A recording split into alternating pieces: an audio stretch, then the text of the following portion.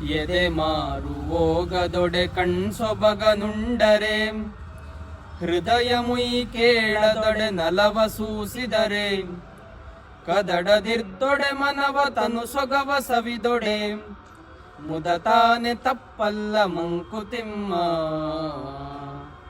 ನಮ್ಮ ಕಣ್ಣಿಗೆ ಏನಾದರೂ ಒಂದು ಕಂಡಾಗ ಸಂತೋಷ ಆಯಿತು ಅಂತಂದರೆ ಅದು ನಮ್ಮ ಮನಸ್ಸು ಅಥವಾ ನಮ್ಮ ಹೃದಯಕ್ಕೂ ಕೂಡ ಸಂತೋಷ ಆಗಬೇಕು. ಅವಾಗಷ್ಟೇ ನಮಗೆ ಒಂದು ರೀತಿ ಪೂರ್ಣ ಸಂತೋಷ ಸಿಗುತ್ತೆ. ಅಥವಾ ಇನ್ಯಾವುದೋ ನಮ್ಮ ಮನಸ್ಸಿಗೆ ಹೃದಯಕ್ಕೆ ಸಂತೋಷ ಆಯಿತು ಅಂತಂದರೆ ಅದು ದೇಹದಲ್ಲಿ ಅದರ ವರ್ತನೆ ಕಾಣಬೇಕು. ಇದೆರಡರ ನಡುವೆ ಒಳ್ಳೆಯ ಸಮನ್ವಯ ಇರಬೇಕು. ಇಲ್ದಿದ್ರೆ ಆ ಸಂತೋಷ ಅಷ್ಟು ನಮಗೆ ಪ್ರಯೋಜನ ಅಂತ ಅನಿಸೋದಿಲ್ಲ.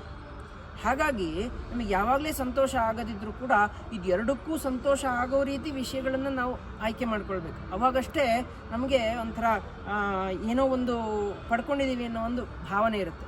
ಇಲ್ದಿದ್ರೆ ಸುಮ್ಮನೆ ಆ ಕ್ಷಣಕ್ಕೆ ಖುಷಿ ಪಡ್ತೀವಿ, ಆಮೇಲೆ ಮುಂದಕ್ಕೆ ಹೋಗ್ತೀವಿ.